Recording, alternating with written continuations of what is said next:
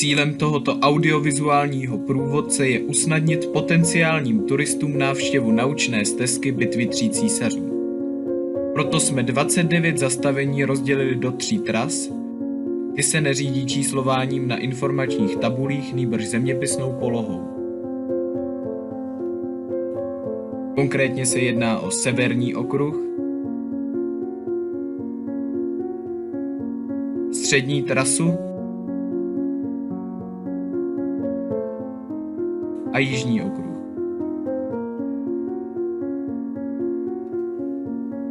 Podle těchto tras je zároveň rozdělen i samotný třídílný dokumentární cyklus. Také vám ukážeme, jak všech 29 bodů vypadá a u každého zmíníme historický význam. Každé zastavení zhodnotíme z hlediska přístupnosti, kvality výhledu a jeho současného stavu. Turistický potenciál Slavkovského bojiště je velký a v současné době není využit tak, jak je tomu například na bojišti bitvy u Waterloo. O tom svědčí zanedbaná stanoviště menšího významu, nedostatečné značení tras a absence ukazatelů, nevhodně umístěné informační tabule příliš blízko vozovky. Také jsme narazili v průběhu natáčení na nepovědomý obyvatel o existenci naučné stezky.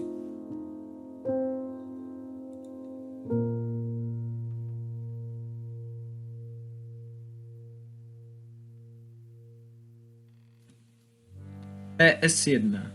Šlapanice.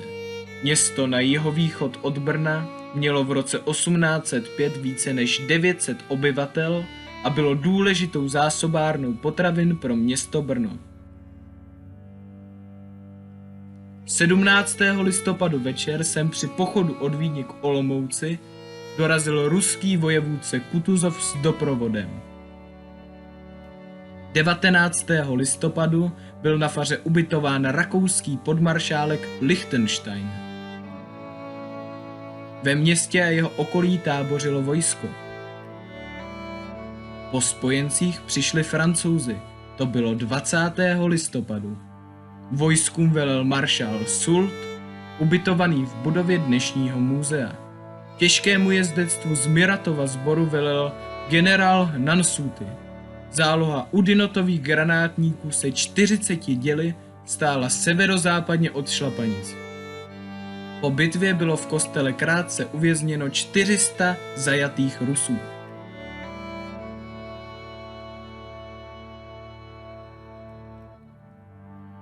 V polní nemocnici s chirurgickou ambulancí v budově zámku Blümegenů byly ošetřeny stovky zraněných. Mezi nimi byl i brigádní generál Thibaut a později v Brně zemřelý generál Valhubert. Město i okolní vesnice patřící k rozsáhlé farnosti utrpěly značné škody na majetku a zásobách.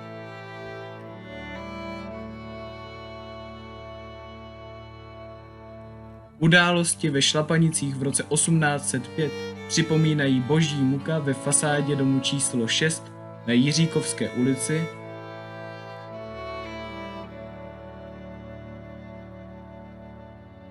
a pomník padlým vybudovaný v roce 1965 nad hrobem obětí na Šlapanickém hřbitově.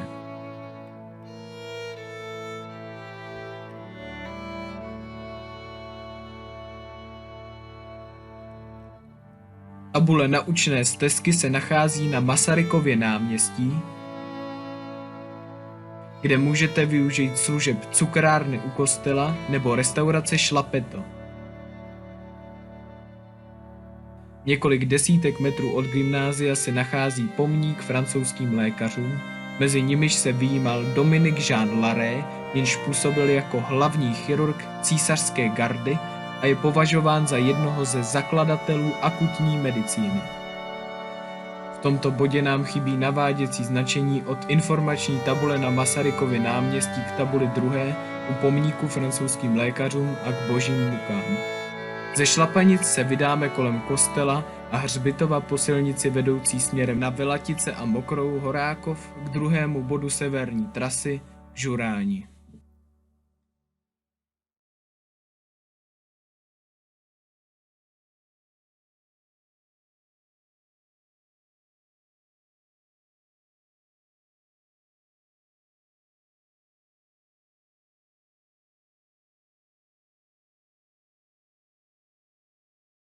PS2 Žuráň.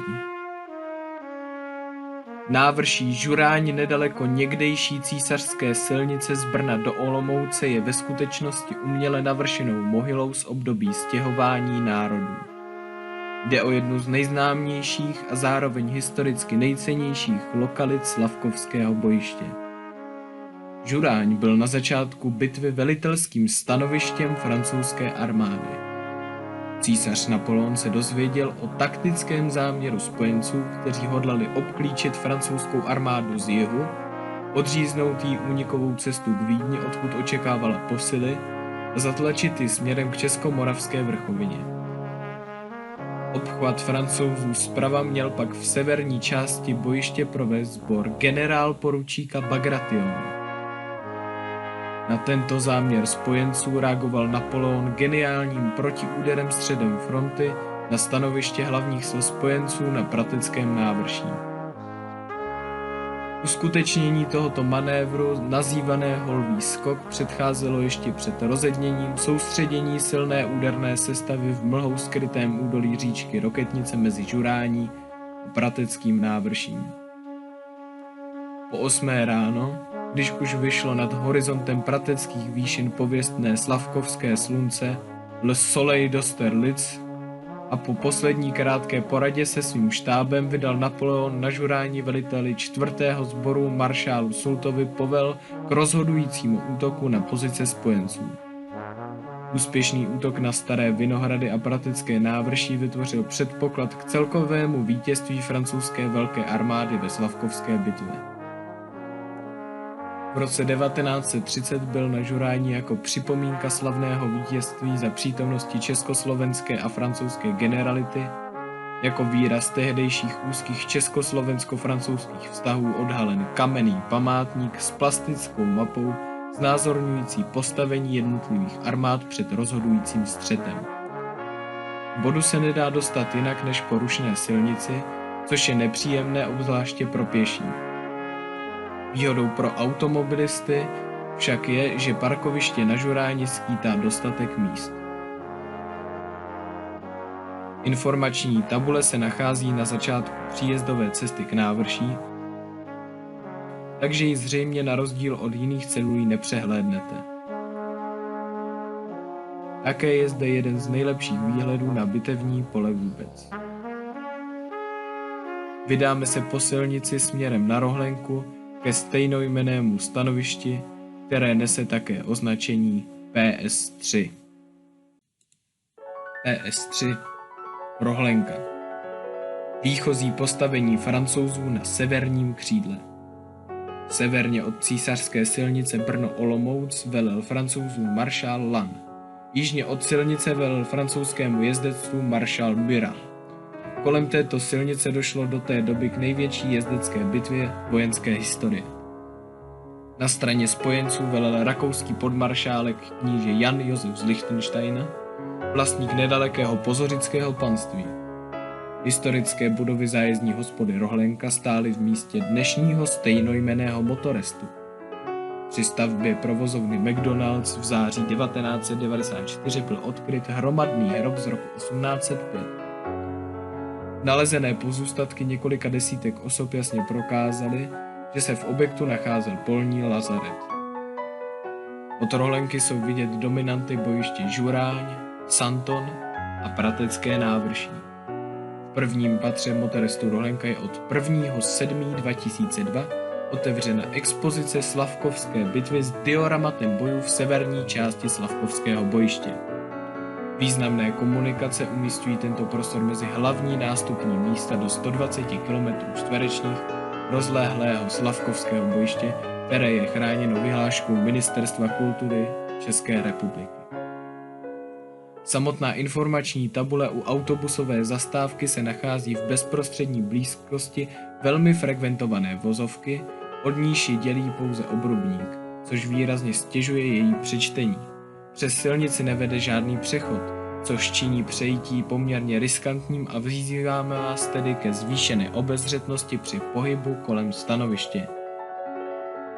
Čeká nás 4. zastavení pod PS4 Santon. PS4 Santon.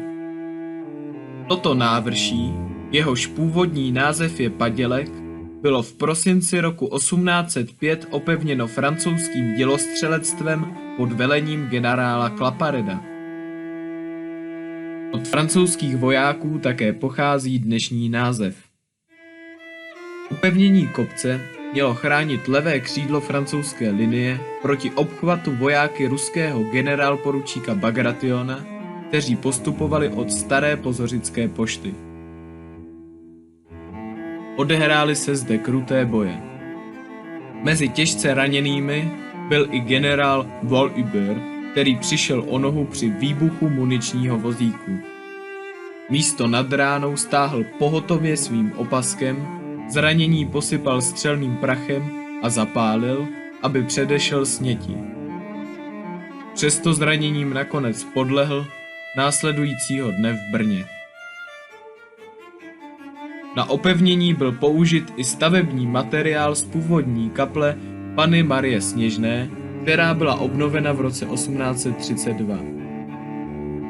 Repliku francouzského kanónu typu Gribeval ctitelé vojenské historie umístili do centra Tvarožné v roce 1988.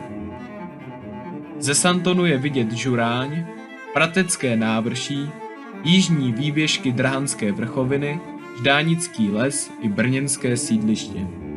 V blízkém okolí vidíme Olomouckou silnici, motorest Rolenka, Kosmákův kříž, pomník generála Volhubera odhalený v roce 2000 a obec Tvarožnou. Na poli mezi kopcem a příjezdovou silnicí od Brna se každoročně ve výročí bitvy pořádá stylizovaná rekonstrukce s hojnou účastí veřejnosti.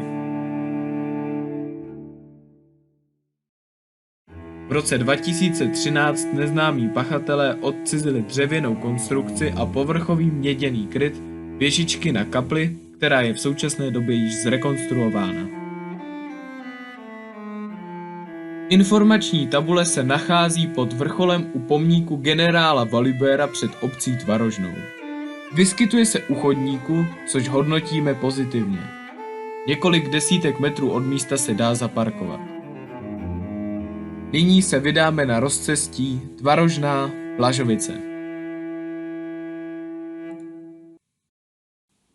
PS5 Tvarožná - Blažovice. Prostor, ve kterém došlo k prudkým střetům jednotek francouzské a rusko-rakouské lehké a těžké kavalerie.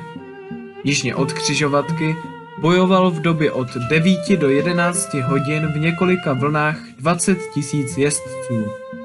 Zde se zejména proslavil svým jezdeckým a bojovým uměním Napoleonův švagr Joachim Müller. Rovnocenným soupeřem mu byl velitel rakouské jízdy podmaršálek Jan Josef z Lichtensteina. Informační tabuli se nám na tomto stanovišti nepodařilo nalézt. Z tohoto bodu se vydáme přes Tvarožnou bodu 27 do Pozořic. PS27 Pozořice. Do Pozořic, centra Lichtenštejnského panství se zámkem, dvorem, palírnou, pivovarem a bednárnou, přišli Francouzi 19. listopadu. Na faře u faráře Mikuláše Kvapila přenocoval generál Milhaud s 15 vojáky. Po jeho odchodu přišel generální adjutant Fontaine s doprovodem a zdržel se až do 29. listopadu 1805. Po bitvě vítězové plenili a zle to odneslo nejen farářovo hospodářství, ale i panský dvůr a selské usedlosti. Údajný hromadný hrob je u bývalé cihelny a v trati Dvoje. Průběh událostí v roce 1805 je popsán ve farní kronice a v kronice městečka Pozořice. Informační tabule, jejíž text se vztahuje k budovám v Pozořickém centru, se nachází poměrně neprakticky na konci Holubické ulice, která je od centra velmi vzdálena a motiv tohoto umístění je nám neznámý. Z Pozořic se vydáme přes Kovalovice na Starou poštu. PS26 Stará pošta. Budovy Staré pozořické pošty na severovýchodním okraji bojiště leží u státní silnice na polovině cesty mezi Brnem a Vyškovem. Dědičná poštovní stanice Rakouské pošty zde byla zřízena v roce 1785. 28. listopadu se zde v hlavním stanu maršála Murata sešel francouzský císař Napoleon se svými maršály Berthierem, Soultem a Lannem. Z této porady sešlo rozhodnutí o rozmístění vojsk 2.12. Před bitvou na postupu od Olomouce obsadili poštu Rusové se svým velitelem generálporučíkem Bagrationem. Odtud Rusové vyrazili k pokusu o obchvat levého křídla Francouzů s hlavním bodem na kopci Santon. Po bitvě se zde sešel Napoleon s vyslancem rakouského císaře Františka, knížetem Lichtensteinem. Zde sjednali schůzku u spáleného mlýna, která předcházela mírovým jednáním. Informační tabule je sice ve skrytu stromů, je však alespoň dostatečně daleko od silnice a je možné si ji v klidu přečíst. Další bod severního okruhu se nachází poblíž Holubic u betonárny. PS25 Holubice. V severní části Slavkovského bojiště u obcí Holubice a Kruh se odehrály těžké boje. 1000 jezdců z Bagrationova sboru zaútočilo kolem 8 hodiny proti nepřátelské francouzské lehké jízdě, která se snažila útok zmírnit. Přes 300 koní kleslo na zem, ostatní přes ně klopítali a shazovali své jezdce. Francouzská lehká jízda se za hradbou pěchoty opět sešikovala a zahájila protiútok. Ruský útok se změnil v ústup. Vytrvalost rakouské jízdy podmaršálka Lichtensteina však pomohla Bagrationovi skonsolidovat své síly a fronta se ustálila na čáře Holubice, Kruh, Pozořice. Francouzská vojska pod velením maršálů Murata a Lanna, posílená první pěší divizí, stále útočila. Tlak na oslabené levé křídlo donutil Rusy k ústupu, který kryl z návrší mezi Starou poštou a Kovalovicemi 2 rakouské baterie majora Frierenbergera, který za tento hrdinský čin obdržel rytířský kříž vojenského řádu Marie Terezie. Od roku 1995 je u silnice na Rousínov nad křižovatkou Kovalovice-Velešov umístěn pomník připomínající tuto epizodu. Informační tabule se nachází poblíž tohoto pomníku a je dobře viditelná. Byť je umístěna u příkopu, tak má od vozovky přiměřeně bezpečnou a adekvátní vzdálenost. Další bod, který nás čeká, se nachází na jižním cípu Holubic pod PS28 Stará Valcha. PS28 Holubice Bývalý mlýn. U tohoto bodu musíme v prvé řadě zmínit, že majitel objektu si nepřál, aby byl jeho soukromý pozemek dokumentován. Tudíž jsme měli možnost natočit pouze výhledy do okolí. Části jízdních ruských pluků pod velením podmaršálka Lichtensteina v mlze postupovaly od Křenovic k Holubicím. Zde, u Staré Valchy, v těžkém rozbahněném terénu se setkali s carskou gardou, která dorazila ze Slavkova přes Křenovice. Velitel carské gardy velkokníže Konstantin Pavlovič zde rozmístil vojska do 2 linií, pěchotu vpředu a jízdní vojska vzadu. Tato záchytná linie zastavila francouzskou brigádu generála Caffarelliho, postupujícího od Holubic. Starou Valchu spolu s kozáky zachycuje ve své grafice brněnský rodák, malíř a medailér Karel Zeman. Tabule stanoviště je již vybledlá a hůře čitelná než ostatní. Umístěna je dostatečně daleko od silnice. Velmi by pomohla naváděcí značení alespoň od nejbližších zastavení. Bod je odstrčený a pokud neznáte přesnou polohu na mapě, tak hrozí, že ho nenajdete. Z Holubic se vydáme směrem na Blažovice a Jiříkovice. PS6 Blažovice, Jiříkovice. Jedná se pouze o pozorovací stanoviště. Informační tabule se nachází u posezení obklopeném přírodou. Tento bod je vhodný k odpočinku před další cestou. Pověst říká, že voda v potoce Romza, který teče z Blažovic do Jiříkovic, byla doruda zbarvena krví mrtvých a raněných vojáků. Odtud se vydáme k bodu PS24 Jiříkovice, Vrchnostenský dvůr. PS24 Jiříkovice, Vrchnostenský dvůr. Obec Jiříkovice byla v roce 1805 rozdělena mezi 3 majitele. Byl to Šlapanický dolní dvůr hraběte Brajdy, Sokolnické Ditrichštejnské panství a klášter svaté Anny v Brně. Vojáci, kteří se zabydleli v domovech místních obyvatel, chtěli císaři na počest posvítit na cestu. Zapalovali slámu, napíchnutou na šavlích a puškách. Císaři to zprvu bylo nemilé, ale potom se usmál. Tomuto osvětlení padly za oběť mnohé střechy v Jiříkovicích. Událost vstoupila do historie jako takzvané Jiříkovské ohně. Na počátku bitvy byla do Jiříkovic přesunuta ambulance francouzské divize. Byla umístěna v hospodářských objektech panského dvora. Vyhledávání padlých bylo ukončeno 10. prosince.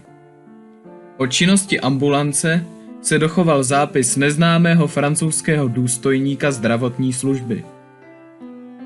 Kromě neznámých vojáků zde byli pochováni i plukovník Lacon, major Kuna a kapitán Hojdeln z 16.